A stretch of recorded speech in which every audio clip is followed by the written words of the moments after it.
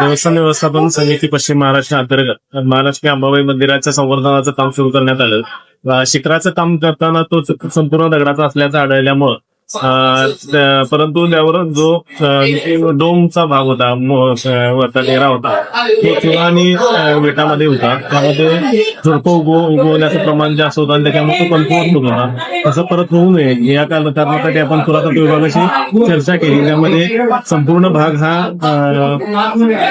मेटलने cover करण्याचा त्यांनी हे दिला होता. त्यानुसार आपण हा संपूर्ण थांब्यामध्ये तयार केलेला आहे आणि भक्तांच्या सहाय्यानं भक्तांनी त्यावर जवळजवळ 1.5 किलोपेक्षा जास्त सोनं ठेवल्यानं महालक्ष्मी अंबाबाईचा हा सुवर्ण कलश आज पूर्ण विराजमान झालेला आहे.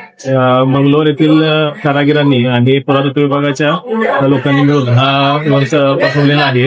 यामध्ये जवळजवळ 11 भाग आहे. म्हणजे प्रत्येक भाग व्यवस्थितपणे बसवून हा सुवर्ण झाळे या मंदिरावर दिवा ठेवतात.